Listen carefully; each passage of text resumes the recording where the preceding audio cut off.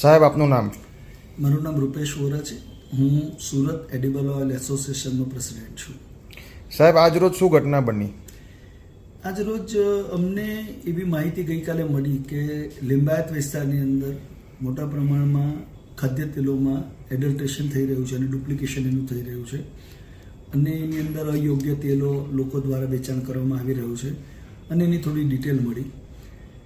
એક જાગૃત નાગરિક તરીકે અને એક વેપારી એસોસિએશન રીતે અમે લોકોએ નક્કી કર્યું કે આપણે એ બાબતમાં ઘટતું પગલાં લેવા જોઈએ, જેથી ડીસીપી ઝોન 2 ભગીરથ સાહેબને, ગઢવી સાહેબને અમે સંપર્ક કર્યો અને સાહેબે વાતની સંવેદનશીલતા જાણી અને તરત જ અમને કહ્યું કે આ બાબતમાં જે કોઈ સપોર્ટ જોઈશે એ અમે પ્રોવાઈડ કરશું.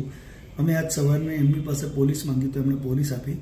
સાથે જ લિંબાયતના પીઆઈ શ્રી પઢેરિયા સાહેબ, એમણે પણ ખૂબ સારો સહકાર આપ્યો. એમણે પણ ત્યાંથી અમને લોકલ પોલીસ આપી અને જે કાયદા પ્રમાણે જોગવાઈ છે એ પ્રમાણે પોલીસને લઈ અને અમે જે તે વેપારીનું નામ મળ્યું તો એને ત્યાં તપાસ કરવા ગયા અને તપાસ કરવા જતાં ઘણી જગ્યા પર ગફલત માલુમ પડી.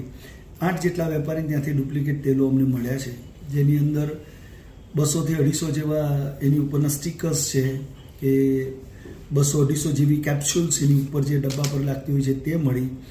લગભગ 50 થી 60 ડુપ્લિકેટ ડબ્બા પણ મળ્યા છે, જે લિંબાયત પોલીસ સ્ટેશનમાં પોલીસે પોતાના કબજામાં લઈ અને આગળની કાર્યવાહી હાથમાં ધરી છે.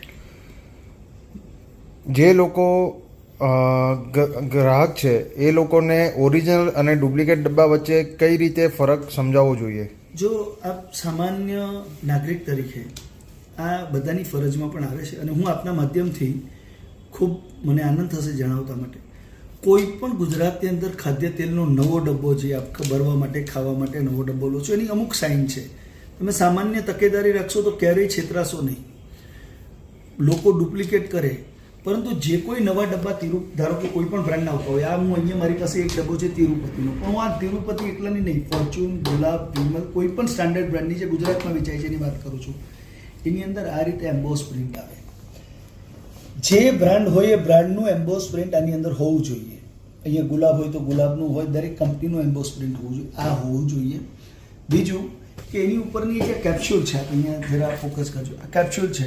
જે ડુપ્લિકેટ ડબ્બા હોય, કેપ્સ્યુલ ઓરિજિનલ ન હોય તો આને ઘસવામાં આવે તો આ વચ્ચે જે નામ લખેલું છે, ભલે તે ગુલાબ લખ્યું હોય, ફોર્ચ્યુન લખ્યું હોય, ગમે તે લખ્યું હોય, તો એ નામ નીકળી જાય. ઓરિજિનલ ડબ્બાની અંદર આ નામ નહીં નીકળે.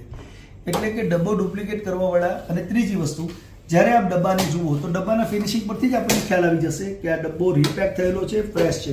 ફ્રેશ ડબ્બાનું ફિનિશિંગ આખું અલગ જ આવતું હોય, એની ચમક અલગ જ આવતી હોય.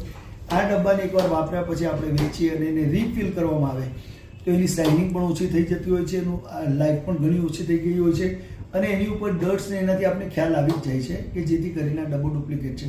એટલે ખાસ મારા ગ્રાહક મિત્રોને કહેવું કે જ્યારે પણ કોઈ પણ ડબ્બો ખરીદો, કોઈ પણ સ્ટાન્ડર્ડ બ્રાન્ડ હોય, એમના ત્યાં ટીન્સનું મેન્યુફેક્ચરિંગ ઇનહાઉસ હોય તો એની અંદર આ પ્રકારે એમ્બોસ હોય, કોઈ પણ બ્રાન્ડ હોય તો એની અંદર ચેક કરીને જ લેવું. એમ્બોસ પ્રિન્ટ ના હોય તો એ ડબ્બો ઓરિજિનલ નથી એવું લગભગ માની શકાય છે. શું કોઈ કંપની જૂના ડબ્બામાં તેલ ભરીને આપે છે? બ્રાન્ડેડ કંપનીઓ? બ્રાન્ડેડ કંપની મોટાભાગે જૂના ડબ્બામાં તેલ ભરી નથી આપતી. તેલ જે જૂના ડબ્બા છે અહીંયા લોકલ ટેનિંગ પ્લાન્ટવાળા ભરતા હોય છે. બ્રાન્ડેડ કંપનીઓ ક્યારે પણ રિફિલ એ નથી કરતી હોતી. એ લોકોના ત્યાં નિયમ જ છે ટીન પ્લેટ મંગાવ્યા પછી, કારણ કે આઈએસઓના નોર્મ્સ પ્રમાણે એ લોકોએ ફૂલ હાઇજીન મેન્ટેન કરવું પડે.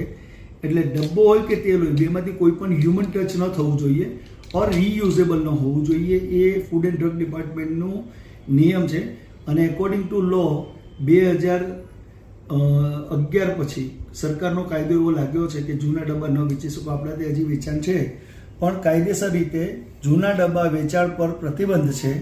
એટલે કોઈ પણ જે સ્ટાન્ડર્ડ કંપની છે એ જૂના ડબ્બામાં લેબલ લગાડીને ન આપતા હોય.